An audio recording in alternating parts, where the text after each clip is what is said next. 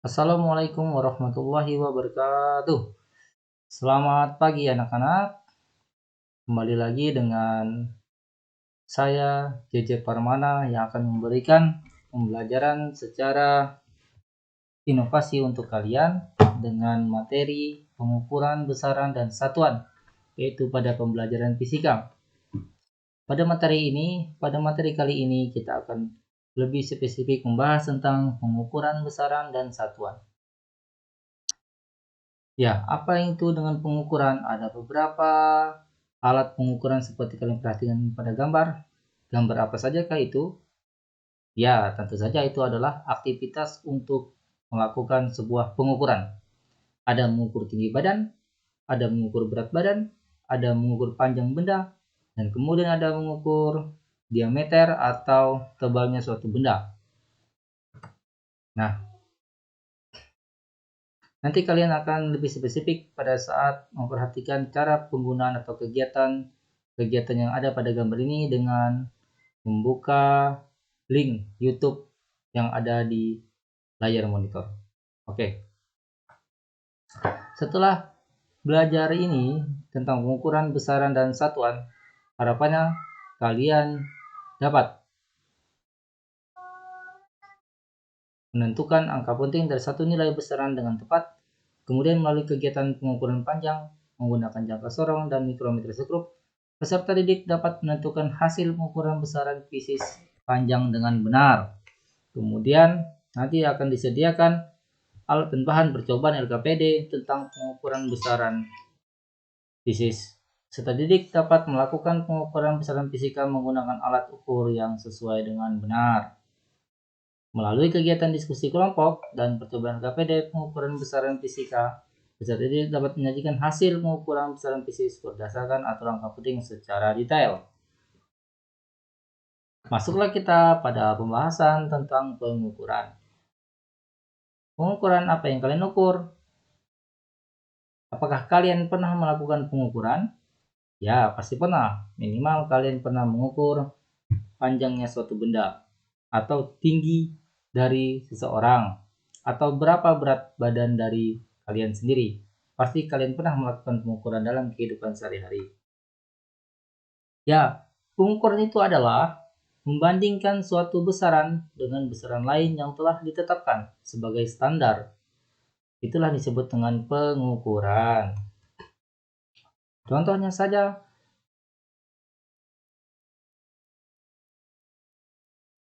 pada mistar, alat ukur panjang, yaitu bisa menggunakan mistar atau meteran.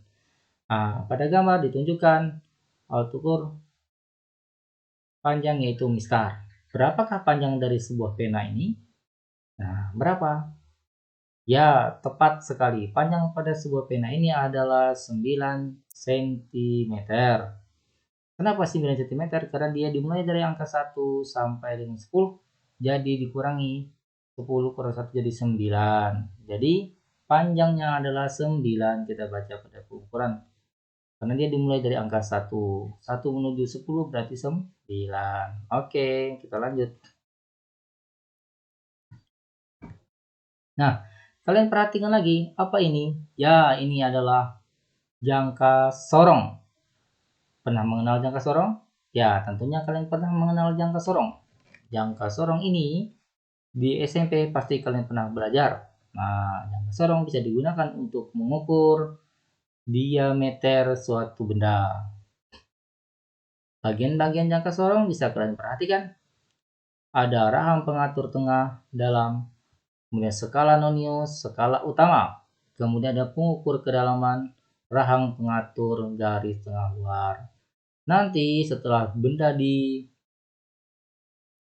ke sini, misalnya penghapus, maka akan kita geser rahangnya, kita kunci, kemudian kita akan bisa mengukurnya.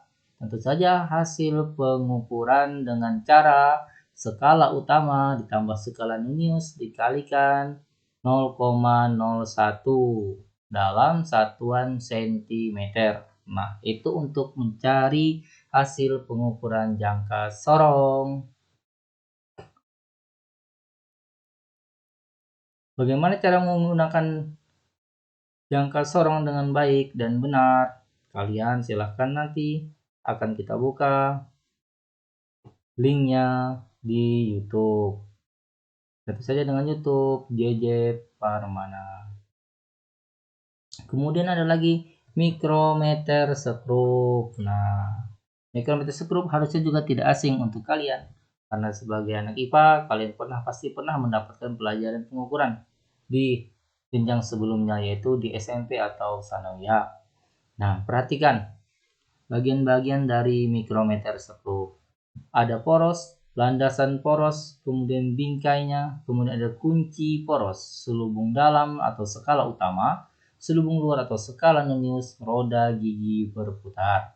Nah, cara pengukurannya nanti benda akan dimasukkan di tengah-tengah ini, kemudian dikunci, maka akan diputar skalanya sampai mentok, kemudian dikunci, maka akan bisa kita lakukan pengukuran dengan cara hasil pengukuran sama dengan skala utama ditambah skala nonius dikalikan 0,01 dalam satuan milimeter untuk mikrometer skrup. Baik. Kemudian, nah, bagaimana cara membaca untuk mengukur diameter buah dari apel dengan menggunakan mikrometer skrup? Nah, perhatikan di sini.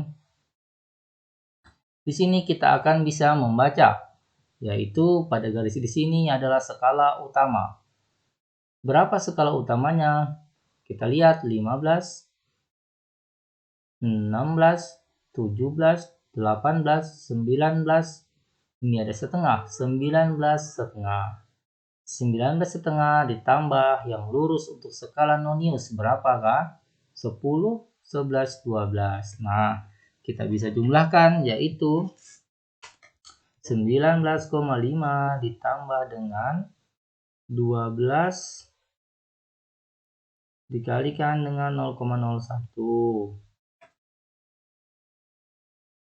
Berapakah dia?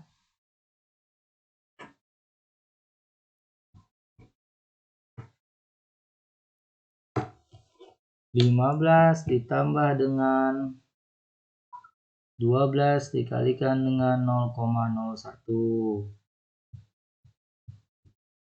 yaitu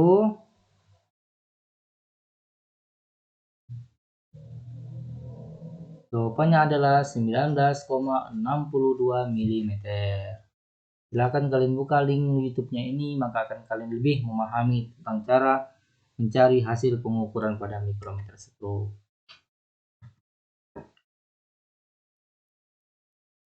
Kemudian ada stopwatch. Stopwatch adalah alat untuk mengukur waktu. Berapa, misalkan orang berlari selama 10 meter, berapa waktu yang ditempuh? Atau orang berlari 100 meter, jauhnya 100 meter, berapa waktu yang ditempuh? Maka bisa menggunakan alat ukur waktu, yaitu stopwatch. Stopwatch ada dua, ada yang analog dan ada yang digital. Terserah mau pakai yang mana, tetapi sekarang orang sudah beralih kepada yang digital karena lebih mudah dan akurat. Kemudian berikutnya ada alat ukur neraca atau timbangan untuk mengukur massa. Massa dari sebuah buah benda bisa diukur dengan menggunakan timbangan atau neraca. Ya, itu untuk alat ukur. Nah, kemudian kita lanjut.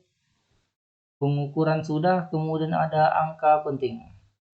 Angka penting ada beberapa aturan yang harus diikuti untuk bisa menentukan angka penting. Yang pertama, aturan yang pertama adalah semua angka bukan 0 itu merupakan angka penting. Contohnya saja 5, 4, 8 gram. Memiliki berapa angka penting? Ya, tentu saja dia memiliki 3 angka penting. Karena 5, 4, dan 8 itu bukan angka 0. Sehingga dari 548 itu terdapat 3 angka penting. Saya kira bisa dipahami. Ya, kemudian aturan yang kedua. Angka 0 yang terletak di antara